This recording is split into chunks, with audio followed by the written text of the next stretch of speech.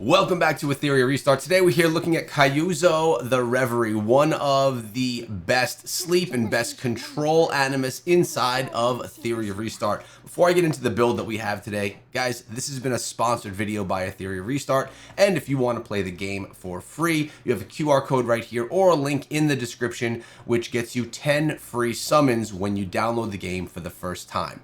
Hope to see you guys inside of the game. I have Hermes with me here today, and we're going to be talking about Kazuyo and how she's built out and where she is best used. Welcome back to the channel, man. How you doing today? I'm doing good, man. I'm doing good. I'm glad to be back. Happy to have you, brother. All right, let's go through this kit, and I mean, obviously her S3 is going to be the biggest part of this kit. It's part of what it's actually the only part that we've leveled as far as skills go.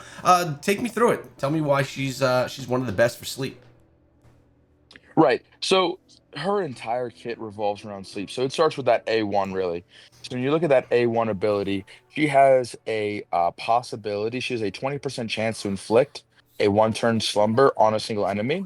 Oh, and it's two hits, so it's actually has two chances of that. And so what that is it's actually really nice to have on the A1, even though again it's only single target, to have a little small chance to crowd control an enemy, whether that's in PvE or PvP battles. Again, she is mostly a PvE champion because Slumber is one of the weaker forms of crowd control, because if you get hit while under Slumber, it'll wake you back up. Right. But especially in areas like Doki Doki, it is very, very valuable to have an Animus like this because of all the sleep that she brings really helps it to negate those damage mitigating passives of the Doki Doki ads. No, that makes a lot of sense. And why you said to me that she's a good budget-friendly Animus? Why would you say that? Well, so the reason why she's budget friendly is obviously because she's an SR. Correct. There are when you get to the SSR level, like Mio, for example, is a light dark unit. She is probably considered to be like the best crowd control unit in the game.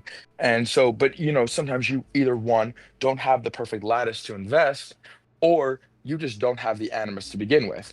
And so when those are the case, it's a lot easier for you to pull in an SR and be able to use that SR in all of these battles where you need some crowd control, as opposed to trying to have the chance to pull an SSR and then having to use a bunch of perfect lattice to really unlock their viability. Yeah, exactly. And that's why I wanted to bring that up, because sometimes everyone doesn't have the same Animus that we may have in the account right here. So it's good that we highlight some SRs as well. All right, let's go through the S2 right now. Yeah. So what's really interesting about this one is that every time that she attacks an enemy while under slumber, that she has a chance to reduce their turn meter. And obviously that gets upgraded as you upgrade the skills, and that might be one that you might want to look at upgrading.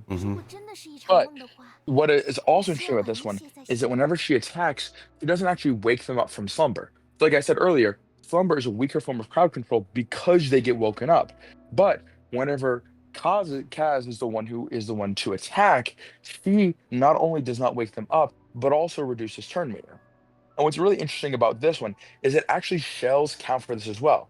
So if you have, for example, a White Fang does two attacks of two follow-up attacks. So if Kaz does the attack, and then the White Fang does the two attacks as well, all of those attacks would follow up and would have a chance to reduce turn meter, but it would not wake up the enemy animus. And so that is a really interesting passive. And again, plays really well with her mechanics. I think I have seen, obviously there's a lot of really good animus that like have really well built out kits. And I think honestly, this is one of the better ones that I've seen, as far as like it all flows in one direction. And it's not like you're getting pulled in a couple different directions.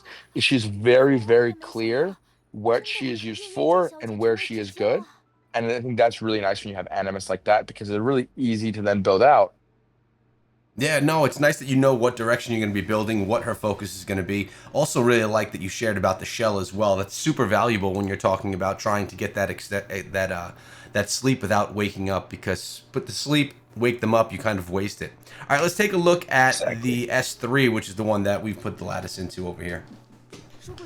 The S3 is actually super, super interesting because of what it brings. So the S3, not only does it apply an AoE slumber, but it also has an AoE attack down. So what it does is it does 3 hits of damage. And so it has a chance to inflict decreased attack for 2 turns. And if the enemy Animus already has decreased attack, it then will apply a slumber. Again, at a 45% chance. But when you get the effect accuracy, you kind of boost that up. Makes it a lot easier for you to actually get that placed. But what's super, super interesting about this ability is it's on a 3-turn cooldown.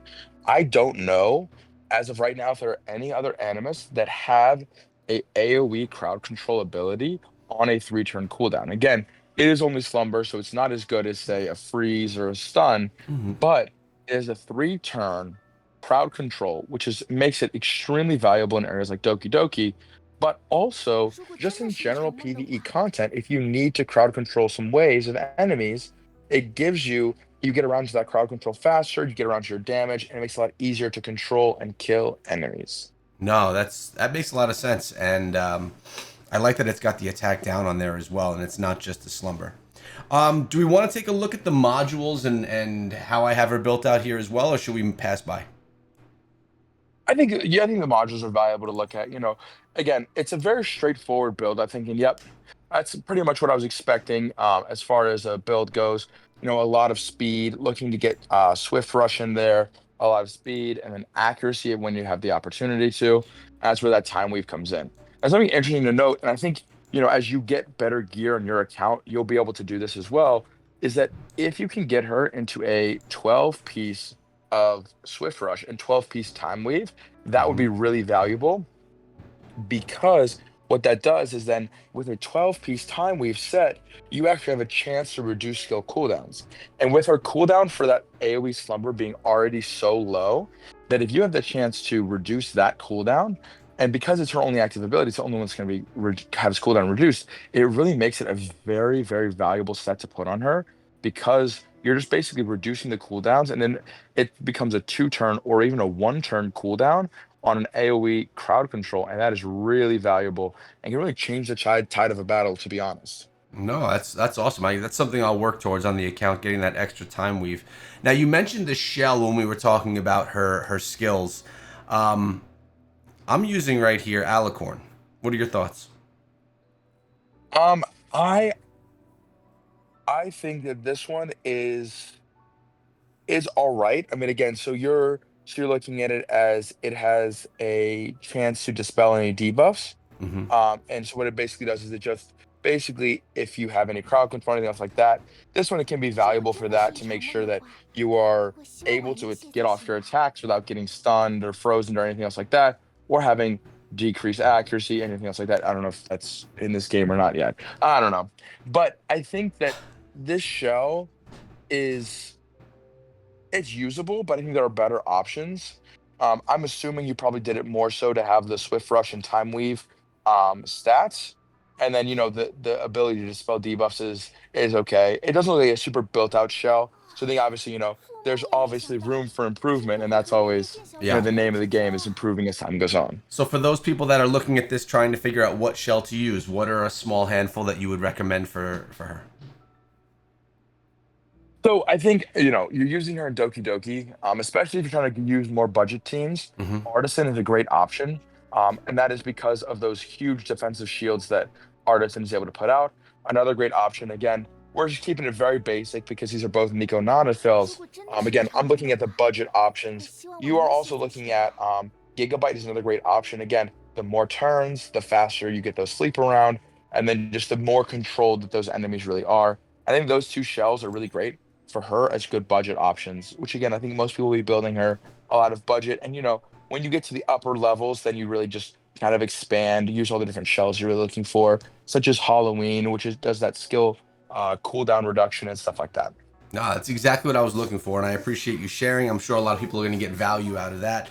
Again, guys, this was a sponsored video by Etheria Restart. I appreciate you watching. And if you want to play the game, the QR code and link are in the description. And Hermes, thanks for coming through, man, as always. I always appreciate your expertise, brother.